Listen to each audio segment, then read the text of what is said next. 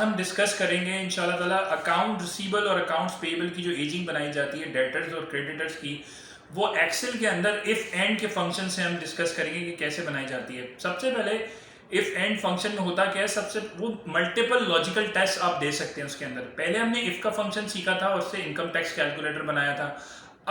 अब जो है वो इफ एंड के फंक्शन को देखेंगे।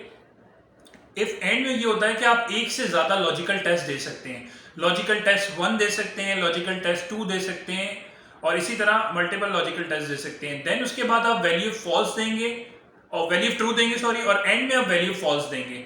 तो इफ के फंक्शन की कंटिन्यूटी है, मगर इफ एंड में क्या है कि एक से ज्यादा लॉजिकल टेस्ट आप दे सकते हैं। तो डेटर्स और क्रेडिटर्स की एजिंग में हम ये बताएंगे कि अगर लेस देन ग्रेटर देन 0 है तो जो है वो फॉल करेगा 0 से 30 डेज के अंदर। अगर हमें उससे फॉल कराना है तो पहला लॉजिकल टेस्ट देंगे, फिर दूसरा लॉजिकल टेस्ट देंगे कि 30 या 30 से कम है और अगर नंबर ऑफ ओवरड्यूज डेज, तो फिर क्या दोनों लॉजिकल टेस्ट एक साथ पास हों तो वैल्यू ट्रू आए, उसके बाद वैल्यू फॉल्स आए।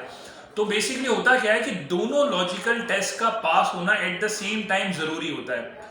तो फिर वो क्या करता है, आपके लिए वैल्यू ट्रू लेकर आता है या फिर वैल्यू फॉल्स लेकर आता है। अगर दोनों लॉजिकल टेस्ट में एक पास हो गया एक फेल हो गया तो वैल्यू फॉल्स लेकर आएगा। मल्टीपल लॉजिकल टेस्ट अगर आपको देने हैं और एक साथ अगर एट द सेम टाइम वो पास होंगे तो वैल्यू ट्रू लेकर आएगा। आइए देखिएगा कि अब हम डेटर्स और क्रेडिटर्स की एजिंग कैसे बनाते हैं। ये इफ के फंक्शंस हमने लगाए हुए हैं। इफ पहले इफ ओपन करेंगे, फिर ब्रैकेट ओपन करेंगे, एंड का फंक्शन ओपन करेंगे, दो लॉजिकल टेस्ट देंगे, फिर वैल्यू ट्रू देंगे और फिर वैल्यू फॉल्स। अब इसको प्रैक्टिकली हम करके देखते हैं। Thank you.